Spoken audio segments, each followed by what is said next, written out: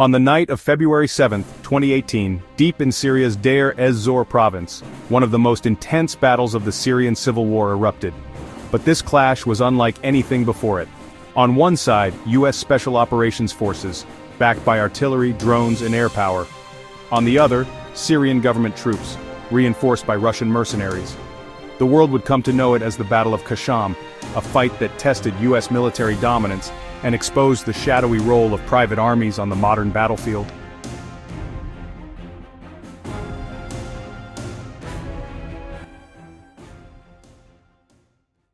The roots of this confrontation are deeply embedded in Syria's long and bloody civil war. By early 2018, the territorial caliphate of ISIS was crumbling, creating a dangerous power vacuum. This didn't bring peace.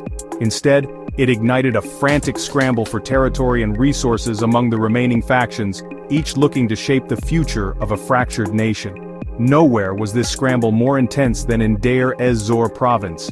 This desolate stretch of eastern Syria held the key to the country's future, its largest oil and gas fields. These weren't just prizes of war, they were the economic lifeblood required to fund armies, rebuild cities, and assert political dominance, the key to survival in a post-ISIS Syria. Two main blocs vied for this prize.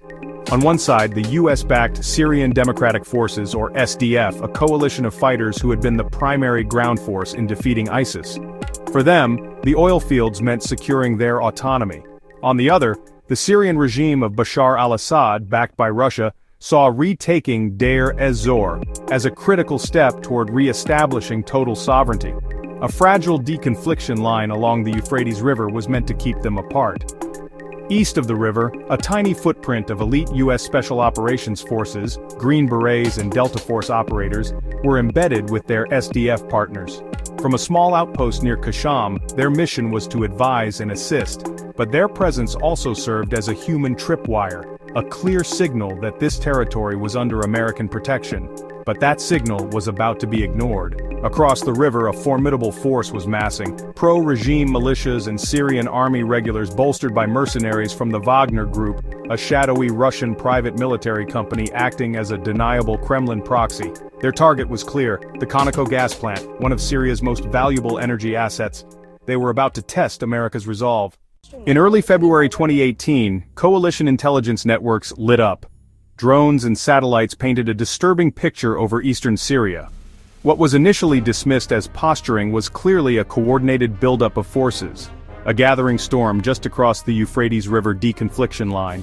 The force was a volatile mix, hundreds of Syrian soldiers alongside Russian mercenaries from the notorious Wagner Group.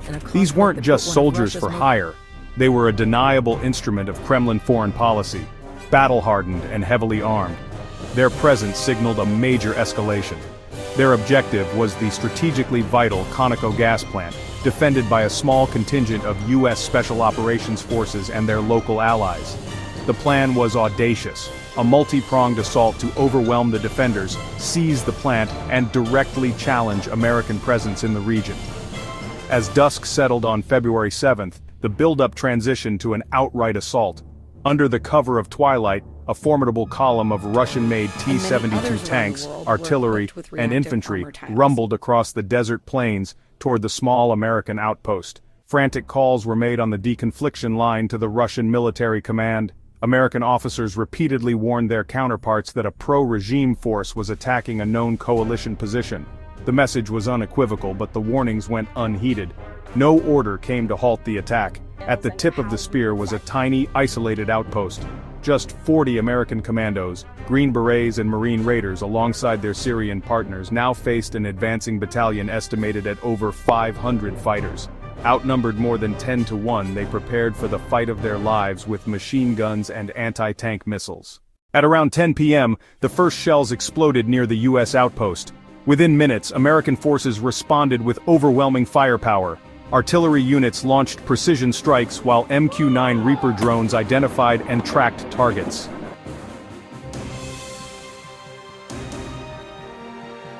Soon, the sky was filled with the roar of F-15S, F-22 Raptors, B-52 bombers, and AC-130 gunships.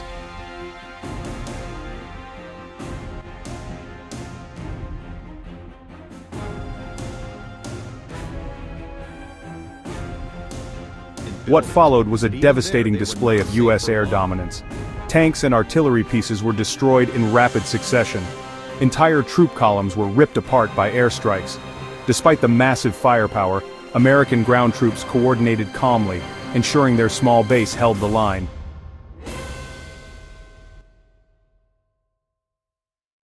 Over the next 3 hours, coalition aircraft circled relentlessly, pounding the attackers as they attempted to regroup. The assault force was shattered, hundreds killed or wounded.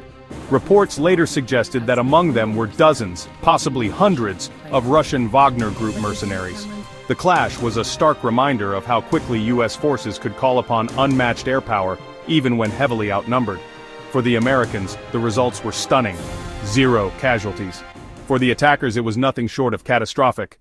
The Battle of Khasham sent shockwaves across the world. Russia downplayed the involvement of its mercenaries, claiming only a handful were killed. Other reports suggested far higher numbers, possibly over 200 dead. The US maintained its official stance. The attackers had crossed a red line and were destroyed in self-defense. Beyond the battlefield, the fight raised questions about the growing use of private military contractors, the fragile balance between US and Russian forces in Syria, and just how close the world had come to a direct clash between two nuclear powers.